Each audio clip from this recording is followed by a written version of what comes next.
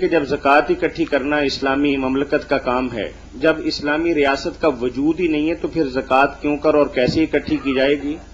کیا انفرادی طور پر زکوٰۃ ادا کرنے سے قرآن جس معاشرے کی تشکیل کا خواہاں ہے اس کی تکمیل ہو رہی ہے؟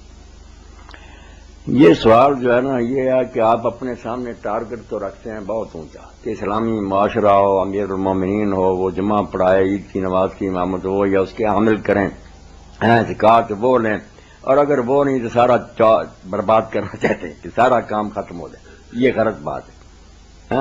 اگر وہ ہو خلیفہ اسلامی حکومت تو بالکل معیاری یہی بات ہے کہ حکومت ہی وصولے، وہی خرچ کرے، نمازوں کا اہتمام بھی وہی کرے. کسی مسجد میں کوئی مولوی پرائیویٹ نہ ہو، حکومت کی طرف سے مامور وہاں امام ہوں، مؤذن ہوں، خطیب ہوں، اور مرکز میں خود امیر المومنین خطبہ دے اور وہی نماز پڑھائے، اور علاقوں میں بھی ان کی طرف سے مامور جن کو اس نے مقرر کیا نا.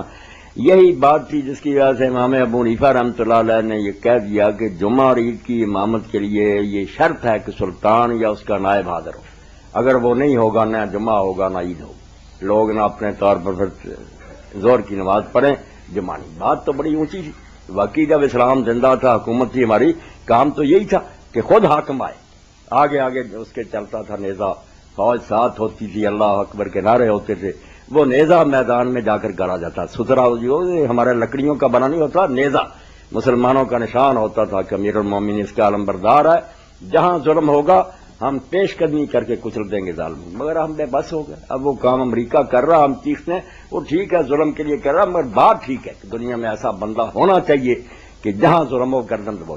یہ مسلمانوں کی حیثیت تھی، ہم چھوڑ بیٹھے. ہم تو انصاف کے لیے تو نیزہ ہوتا تھا، نیزہ آگے گاڑا جاتا، اس کی طرف منہ کر کے نماز پڑھائی جاتی، اور وہاں سے ہی پھر حضور لشکر روانہ کرتے. یہ بھی حدیث میں آتا کہ یبعث البعوث، جدھر جدھر فوجیں روانہ وہاں چل جاتی، مسلمان نعرے لگاتے.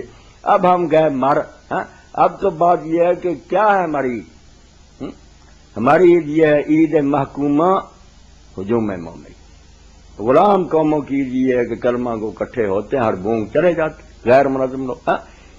عید آزاداں شکو ہے ملک.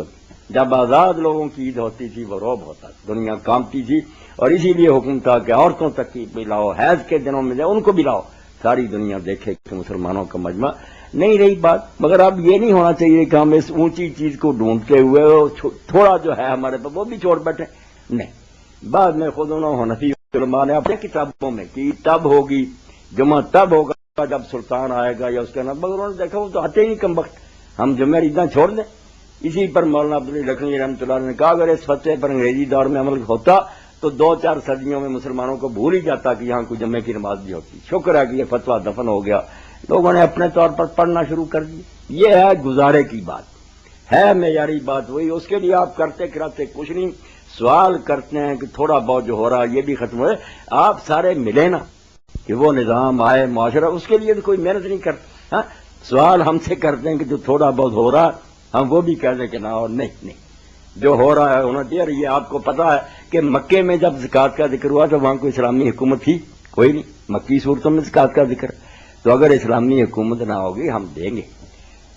اللہ نے سورہ حج میں کہا کہ خلیفے جو الذین مکننا فی الارض اقاموا الصلاۃ، خلیفے ہوں گے وہ نماز کا بندوبست کریں گے، جمعہ ان کے نگرانی میں ہوگا سب، مگر وہ ہوں تو کریں نا، اگر نہیں تو ہم بھی چھوڑ بیٹھیں.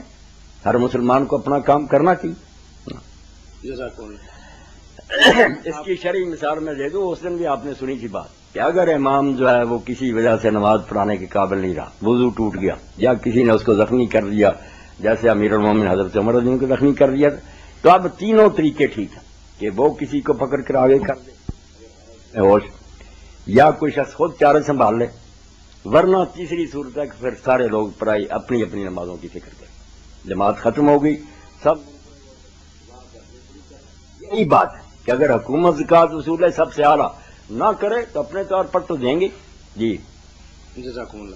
مولانا ابھی آپ نے ہیرے کی زکوٰۃ کے متعلق فرمایا کہ اس کے اندر زکوٰۃ نہیں ہے، تو ایک بھائی نے اس کے متعلق سوال بھیجا ہے کہ سونا اور چاندی بھی ایک دھات ہی ہے، اگر اس پر زکوٰۃ ہے تو ہیرے پر زکوٰۃ کیوں نہیں ہے؟ تھوڑا سا شرعی طور پر خلجان ہے واضح. ہاں بالکل یہ پوچھنا چاہیے.